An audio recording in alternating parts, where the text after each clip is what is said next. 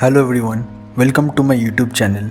Today's sketch story is going to be about modern companies who supported Hitler. You see, we all know the story of Hitler's life and how it ended, but there were companies who supported the Nazi party that helped them in their rise. All those companies made huge profits during the World War II, mostly by using the slaves from the concentration camps. Many of us know about those companies, and some of us are a frequent user of the products produced by them. Many of us have used Kodak, the company famous for its camera. This company was involved in collaborating with the Nazis. Soon, when the Nazis came to power, the United States declared ban on import and export of the products on Germany. Then Kodak made their branch in Germany more self-sufficient and used around 250 slave laborers from the concentration camps.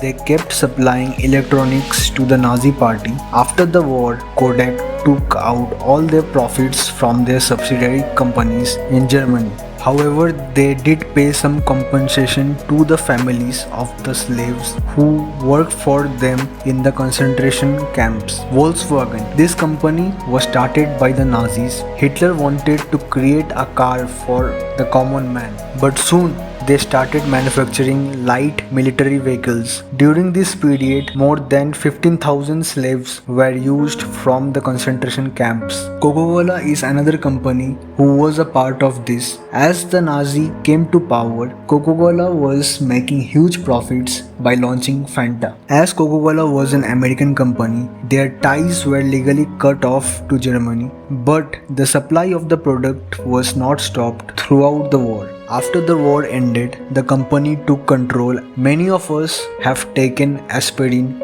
when we feel cold. IG Farben, the company that makes the pain reliever, had collaborated with Nazis. They used the levers from the concentration camps to produce gases which would be later used for killing the slaves. Lastly, IBM is the company that had its subsidiary in Germany that helped Nazis to locate and track people that they would later sentence to death. This was done by giving the party punching cards and sorting systems. These punch cards were designed to identify the groups of population. These same machines and cards were later converted and coordinated to bring people back to death camps across Nazi-controlled territories. Not only that, during the war, the company managed to smuggle in punch cards and devices that were in high demand for the Nazis. The sad part of this is IBM till date have not apologized for their deeds of the past.